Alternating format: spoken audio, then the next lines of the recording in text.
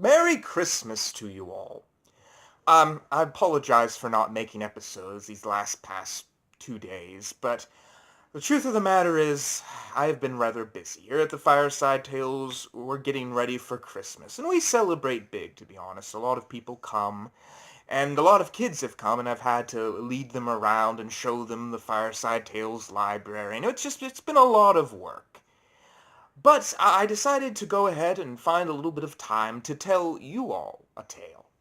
And this story is considered one of the greatest bits of spiritualism ever. It was one of the hardest to prove untrue.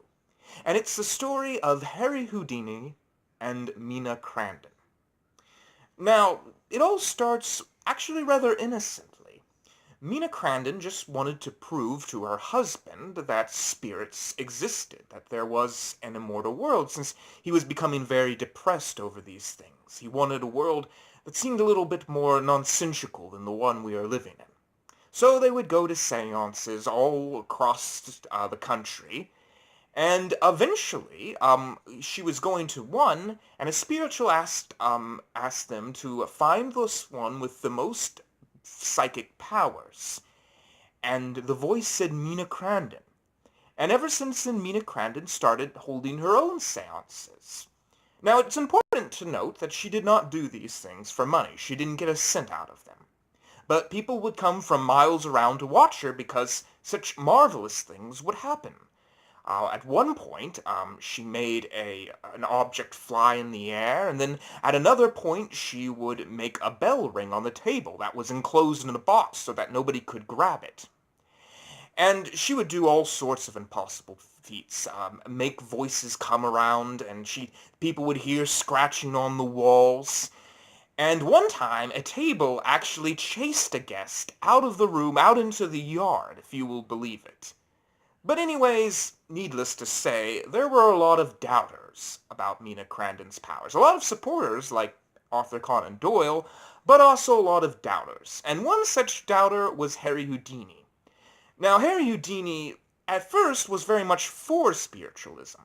But when he realized that most of it was just magic tricks that he could have performed himself on stage, he began to have his doubt. And when he heard Scientific America was going to give Mina Crandon $2,500 for proving her spiritual powers, he decided he'd have to step in. He was going to attend her seance. So he went in, and Mina Crandon welcomed him into the hall and assured him that she was going to be able to prove to him once and for all that there really was something nonsensical about our universe. But anyways, he noticed that she was dressed in a lovely robe. She was a very beautiful woman, just brunette hair, beautiful eyes. Everyone that looked at her fell in love with her, and was probably a little bit seduced by her, to be honest. But anyways, they all sat down, and they began to grab hold of each other's hands, and Mina Crandon began to speak to the spirit realm. And she made quite a few miracles happen at the table that night. First off, she made the bell ring that was on the table, and Harry Houdini heard it clearly himself. He didn't deny that the bell rang. And then a megaphone flew up into the air and shouted out, "What will you have me do next, Harry Houdini?" and fall down onto the table. And Harry Houdini didn't say anything about this either. Then she made the table itself levitate. And finally, she pulled open her robe just a little bit, and a hand came out of her stomach, and it was a very grotesque hand, just an ugly-looking thing. And everyone at the table was very impressed, but Harry Houdini this whole entire time didn't say a single word, not anything, really, except maybe a slight nod or a polite smile. But as he left, and he thanked Mina Crandon and Mr. Crandon for allowing him at his home, he told his taxi driver that it was all a fraud, that he was absolutely sure of it, and he was going to prove it. So the next day he wrote a outrageous statement, according to the Crandons, about how exactly she faked it. First off, he figured out how she rang the bell.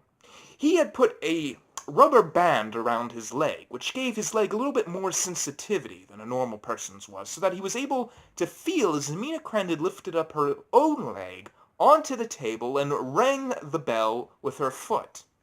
As for the megaphone flying up, this one stumped him a little bit, But he realized that she must have put it on her head and under her hat, so that she just had to jerk up her head and the megaphone would fly up into the air. As for the table flying, he realized that he saw her pushing it up with her head. And finally, as for that grotesque hand, he figured out that she had sewn an animal skin, like an animal hand on it. It was all animal parts. And it was very clever of her, honestly. But anyways, he printed this, and Mr. Crandon said it was all cock and bull, and no one believed Harry Houdini for quite a while. Everyone thought that there was problems with everything he said.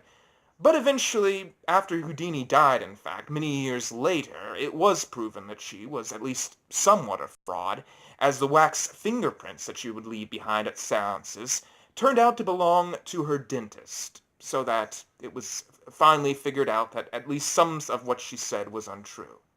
So I suppose, in the end, the man in black wins again. I'm sorry if that's a little bit of a depressing ending for some of you out there, but it's just the way that it goes. But if it's any consolation, Miss Crandon, you will always be a part of the Fireside Tales here.